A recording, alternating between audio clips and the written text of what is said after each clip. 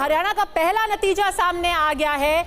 ये बड़ी खबर हम आपको बता रहे हैं। नू कांग्रेस के आफताब अहमद वहां से जीते हैं। ये जो पूरा इलाका है, और आप बेहतर बताएंगे क्योंकि आप इस इलाके में जा चुके हैं, ट्रैवल कर चुके हैं। मेयो मुस्लिम्स का ये एक बड़ा इलाका है। मेयो मुस्लिम्स का यहाँ पर बहुत पैठ भी है।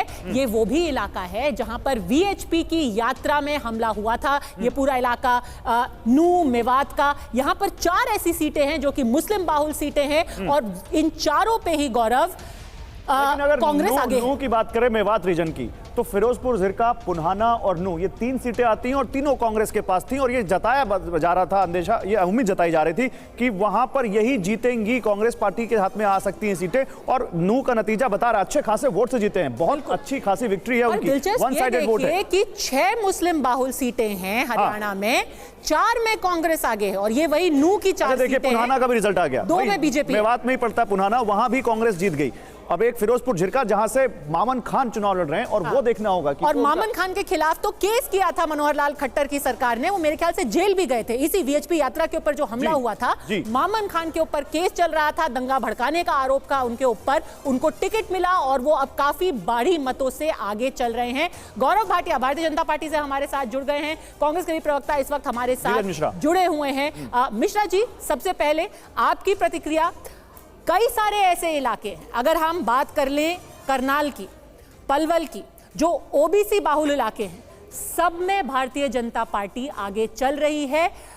ज्यादातर जो सीटें जिनमें कांग्रेस बढ़त दिखा रही है वो है जो कि जाट बाहुल है। क्या कहेंगे इसके बारे में, इन ट्रेंड्स के बारे में? देखिए, मैं तो अपनी बात प्रधानमंत्री जी की बात से ही शुरू कर देता हूं, क्योंकि वो कह रहे थे कि आप बंटना क्यों चाहते हैं।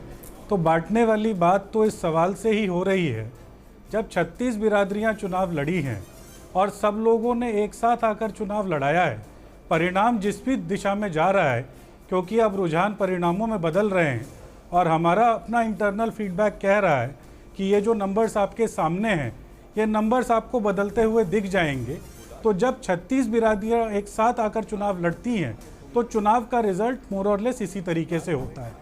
और जहाँ तक रही पलवल और इस जिसको आप ओबीसी वाला क्षेत्र ज़्यादा बता रहे हैं कि जहाँ ज़्यादा ओबीसी जनसंख्या है, आप समझिए हर क्षेत्र की हरियाणा में अपनी एक अलग राजनीति है, और उसको सबको साथ में लाने का काम हम लोगों ने अपने चुनाव प्रचार के दौरान किया।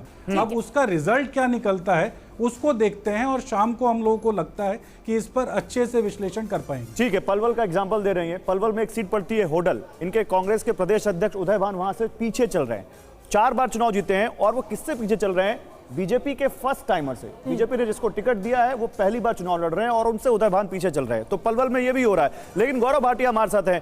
गौरव भाटिया, कांग्रेस अभी तक कह रही है कि अभी वेट करिए, इलेक्शन काउंटिंग स्लो हो रही है। इलेक्शन कमीशन पर उन्होंने सवाल उठा दिए और कह रहे हैं कि जैसे जैसे नतीजे आएंगे वैसे वैसे हम अभी रिकवर करेंगे। अच्छा, गौरव भाटिया हमारे साथ नहीं है, लेकिन उदय भान, उनका पीछे चलना ये क्या बताता है आपको जी? उदय भान के खुद के प्रदेश अध्यक्ष, और उन्होंने जो कैंपेनिंग की उसमें उन्होंने कहा कि मेरी इज्जत का सवाल है, तुम्हें मेरी इज्जत बचानी है इस बार, उसके बावजूद वो पीछे चल रहे हैं। देखिए, इज्जत बचाने ना बचाने का सवाल मतदाता ऐसे नहीं मानता है। चाहे वो उदय भान हो, चाहे वो अनिल विज हो, उन्होंने भी कहा मैं तो मुख्यमंत्री बनना चाहता हूँ। उदय भान अपनी इज्जत बचाने की बात कर रहे थे, तो उदय भान जी भी मुख्यमंत्री बन सकते हैं। तो इसलिए जितने बड़े आदमी हैं वो उम्र के आखिरी दौर में हमेशा इज्जत बचाने की बात पर आ जाते हैं। हुड्डा साहब ने भी कहा था इस बार आखिरी बार बन जाऊंगा तो बड़ा संतोष होगा, तो ऐसा लग रहा था उसके बाद जहां जाएंगे वहां बिल्कुल संतोष की स्थिति में होगा। राजनीति में ऐसा कतई नहीं होता। राजनीति में जो होता है आपका परसेप्शन काम करता है, आपकी रणनीति काम करती है। और अभी आपको बता दूं मैं, जो इलेक्शन कमीशन की रिपोर्ट वेबसाइट है उसके हिसाब से भाजपा 51 सीटों पर आगे हो गई है, और 34 सीटों पर कांग्रेस रह गई है।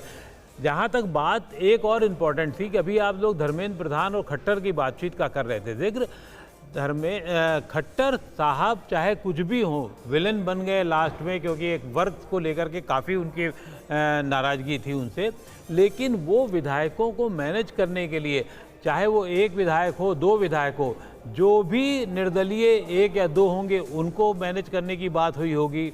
उसके अलावा INDL जो लोकदल है उसको भी अपने साथ रखेंगे, चाहे कैसी भी स्थिति हो, 50 हो जाएं, 52 हो जाएं, 51 हो जाएं, 45 रह जाएं, तो वो रखना चाहेंगे, क्योंकि भविष्य की रणनीति के हिसाब से उनको ये करना पड़ेगा। मुझे लगता है बातचीत उस पे ज़्यादा थी। इसी तरीके से जम्मू कश्मीर में भी अब रणनीति स्थानीय हिसाब से ज़्यादा की जाएगी। पर ये जो है, जो मीटिंग के बारे में क्योंकि आपने जिक्र किया पुष्पेश जी, ये बात तो तय है कि नायब सैनी ही मुख्यमंत्री बनेंगे अगर दोबारा भारतीय जनता पार्टी की सरकार आई है। अब तो सिर्फ देखिए, वो उसको तो छेड़ा नहीं जाएगा। नायब सिंह सैनी इस समय एक बड़े चेहरे के तौर पर उभरे हैं। उनकी वजह से माना ये जा रहा है कि उन्होंने जो अपना वर्ग है वो लिया है, उनकी मेहनत काम आई है। और उस आदमी की सबसे बड़ी खासियत, जिसको बहुत ज़्यादा रेखांकित नहीं किया है, उसने हर एक आदमी के कंधे पे हाथ रखा है, आगे बढ़ने की कोशिश की है, कुछ योजनाओं को लागू किया है। तो वो परसेप्शन जो खट्टर साहब का था उसको तोड़ने की कोशिश की।